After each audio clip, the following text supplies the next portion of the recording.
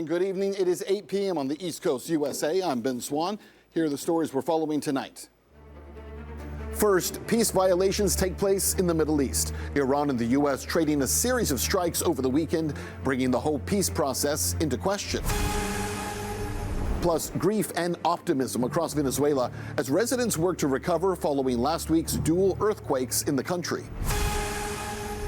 And finally, Europe is baking under extreme heat. More than 1,300 lives have already been lost as the heat wave grips the continent. And many say the warning signs were ignored. On this show, we know you don't need more content, but you do need context. Anyone can tell you what's happening in the news, but tonight we hope to help you understand why it's happening, how it's happening, and how it affects you. This is America Now.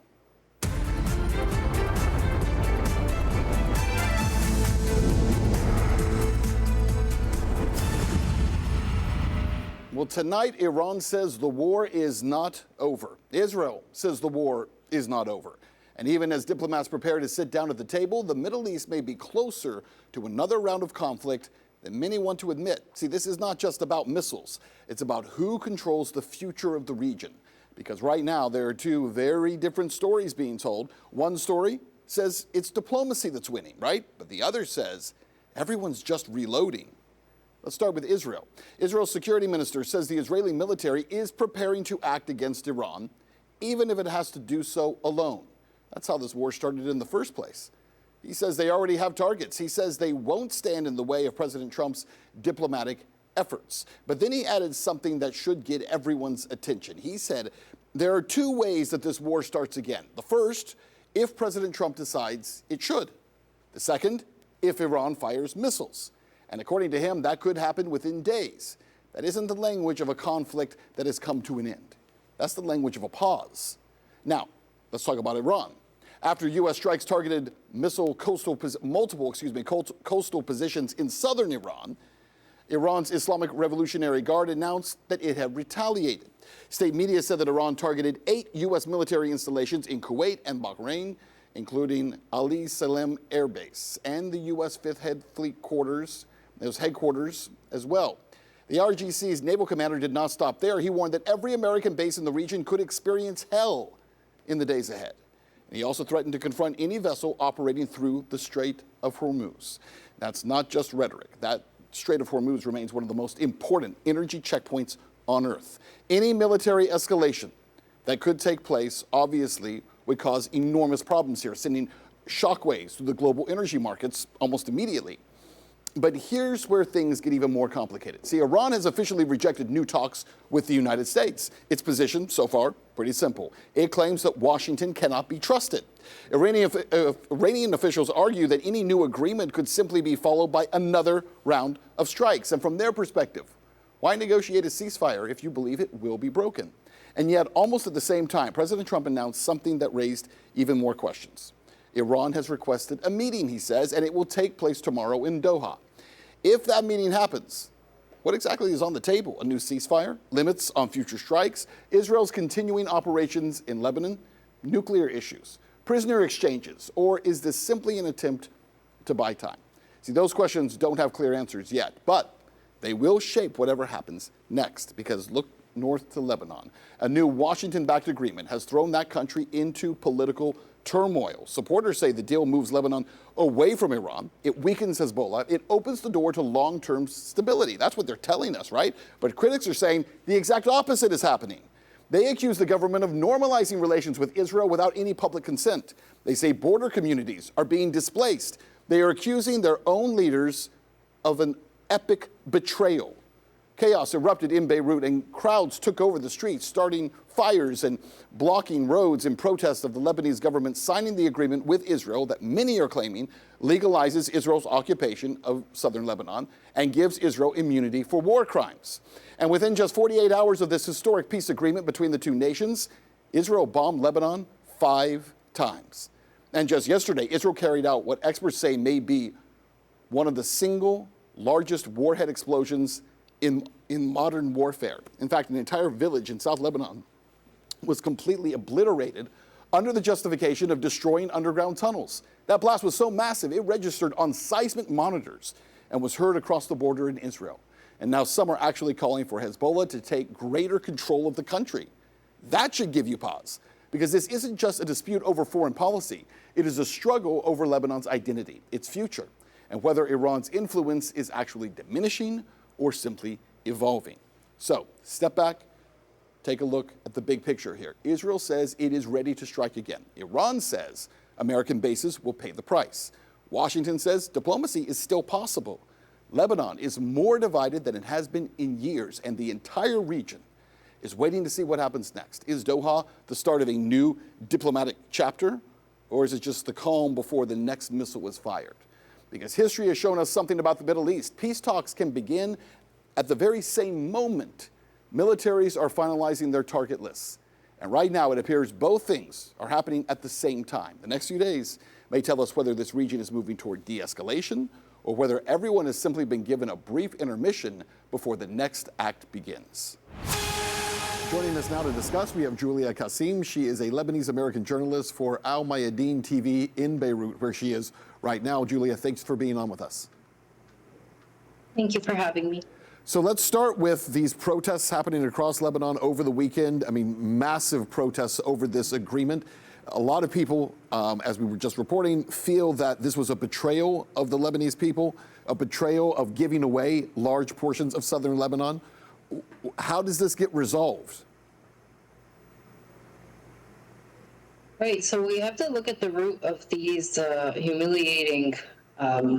humiliation rituals, as many are calling them, from within the imposed Lebanese government, as part of the trajectory that the United States has pressured them under, and basically fabricated on the back burner in the context of Iran's victories over the United States in the context of the U.S.-Iran war, and over Hezbollah's victories in the south over the Zionist entity, the Israeli enemy.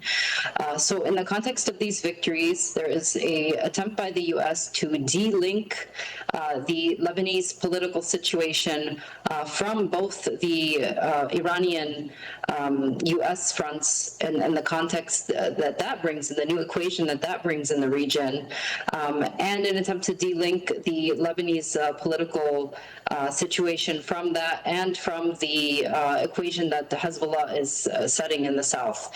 So this is why since April 16th, since mid-April, we have seen this imposed government, which doesn't really have any kind of material status on the ground. It was never really elected by the people or really based upon the popular consensus. And we can definitely see that on the streets, reflected in the anger on the streets and the anger from the people. Yeah. So this government has been basically imposed to push a forced consensus by the U.S. into normalization with the Zionist entity and consent into the occupation that had been cemented in the 15 months of ceasefire violations between November 27, 2024 and March 2026. So the agreement that the U.S. is trying to impose here through kind of the series of ridiculous measures that really just came out of the pen of the Zionist entity itself. And the U.S. is designed to bring us back to that situation where there was only one side firing the Zionist entity, and where there is no Hezbollah retaliation and no resistance from Lebanon to begin with. So this is kind of the measures that are being put forth by these agreements and by this normalization track. And this is what people are rejecting after seeing Lebanese getting murdered, after seeing civilians being murdered nonstop for over 2-3 years now, without any response from the Lebanese government, which, by the way, is by design. The U.S. and the Zionist entity puts that pressure on the Lebanese government, particularly to not respond, in pursuit of this both objectives of stoking internal tensions that would push the U.S.-backed forces within the country to confront Hezbollah militarily and to create enough of a fracture that the Zionist entity can further expand inward into the country. So this is kind of the situation we're seeing right now, and this is the context behind the popular anger against these humiliating normalization measures. You said the people see this as what you called a humiliation ritual. There's also a term that's used by the CIA that I think most people have become pretty familiar with called blowback, right? You do one thing and then the end result actually is very different than what you had anticipated. In this case, it feels like there is a coming blowback as a result of this agreement because the idea, the design behind it is we're going to get rid of Hezbollah. And yet, there are now calls in Lebanon among the people for Hezbollah to be strengthened and to rise up and to fight Israel more. So it actually seems already to be having the opposite effect. It's not weakening Hezbollah. It's not creating an opportunity to remove or get rid of Hezbollah. It seems to be actually strengthening and bringing more people to rally around them. Right. So there were polls done, and from many of the polls that were done both in Lebanon and the Arab world, we can kind of further contextualize what the will of the people really is and how this coincides with the objectives of resistance that have brought Hezbollah to its existence in the first place. So 97% of people in the country, based on an Arab opinion poll, see the Zionist entity as an existential threat. Across the Arab world, 89% are opposed to normalization with the Zionist entity. In Lebanon, there have been different polls done. Thinking of both American public opinion polls that have been done, thinking of the Center for Studies and Documentation, a Lebanon-based research firm that has done a poll. So between the different surveys, between 70 and 86, 89% of Lebanese oppose normalization with the Zionist entity. So we can't look at Hezbollah and their political objectives in the country as separate from a popular consensus that rejects the occupation and rejects the violence that's been imposed upon them by the Zionist entity for 8 decades now. So in this sense, I'd say that the blowback comes from the separation between what the U.S. and the Zionist entity are trying to put ink on paper in this agreement and what the reality looks like in the ground, both in terms of popular sentiment, but also in terms of the material equation that Hezbollah has been setting on the ground. Hezbollah has consistently been fighting back and attacking the Zionist entity successfully. The Zionist entity themselves are unable to stop the fleets of drones. They're unable to stop the ambushes. They're unable to stop the successful rocket attacks and targeting that their forces have been taken for the last 3-4 months right now.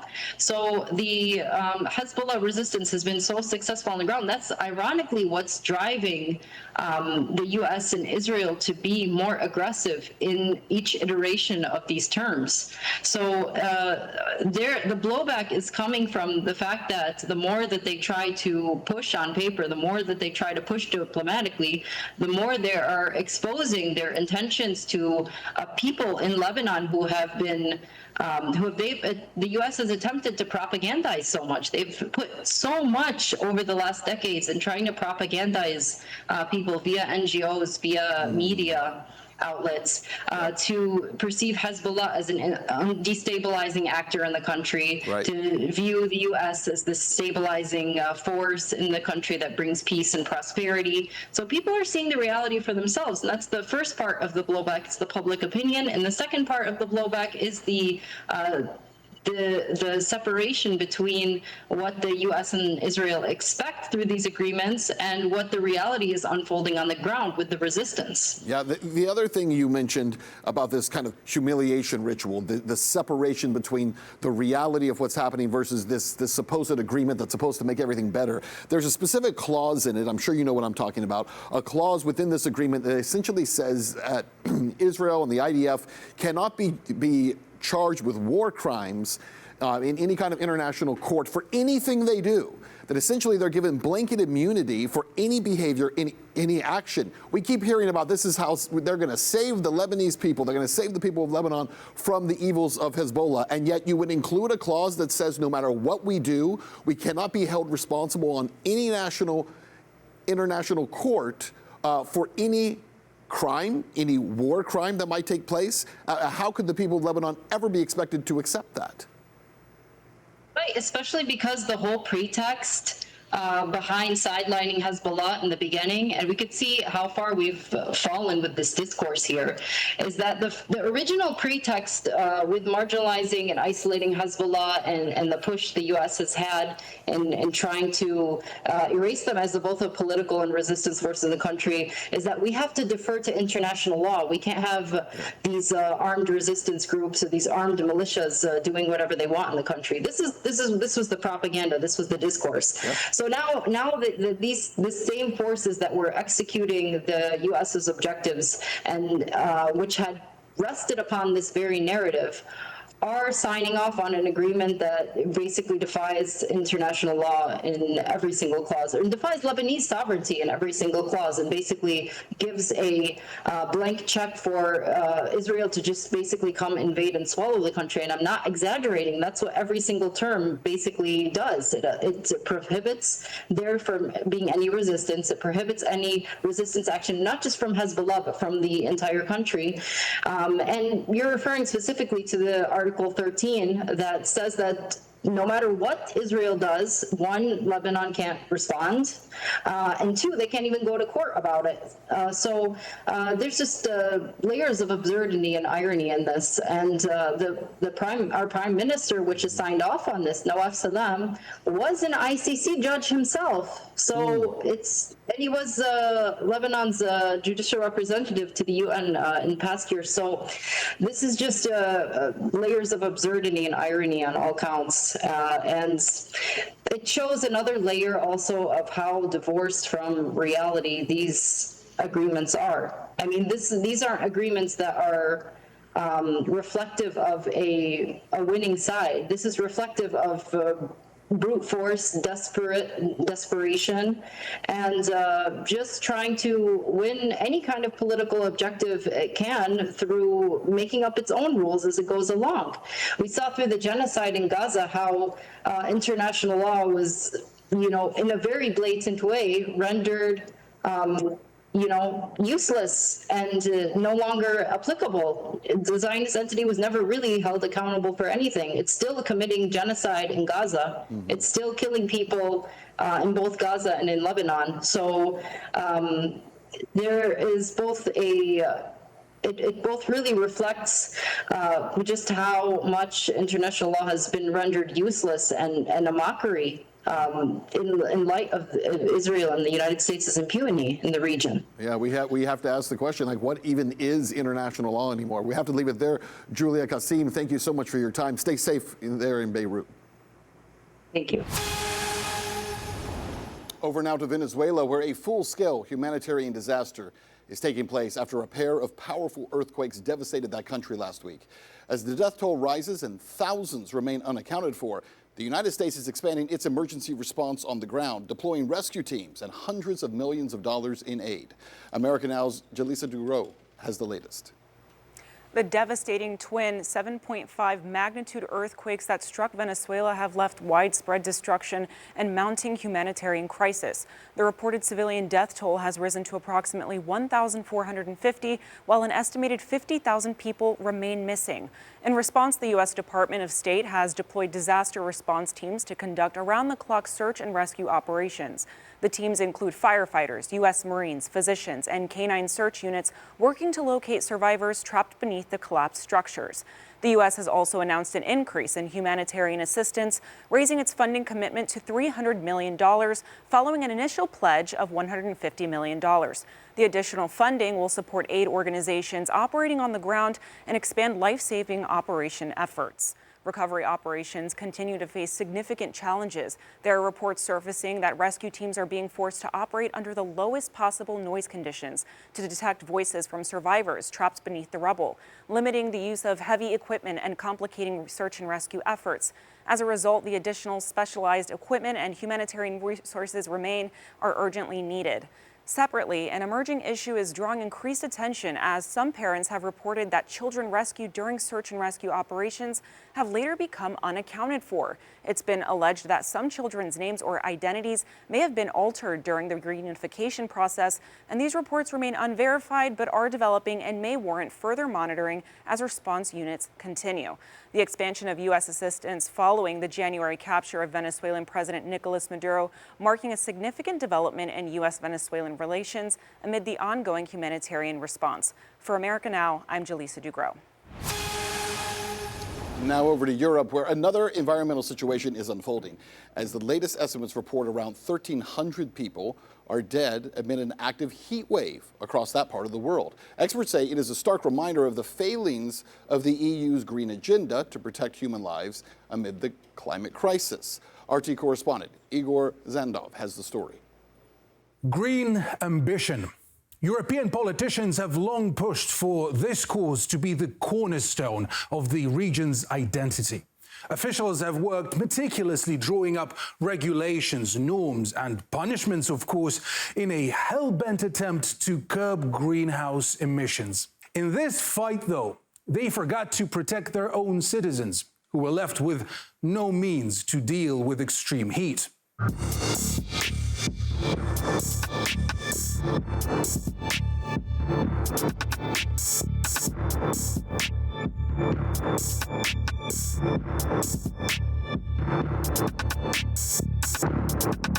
Over the past 4 years, more than 200,000 Europeans have died because of the heat waves.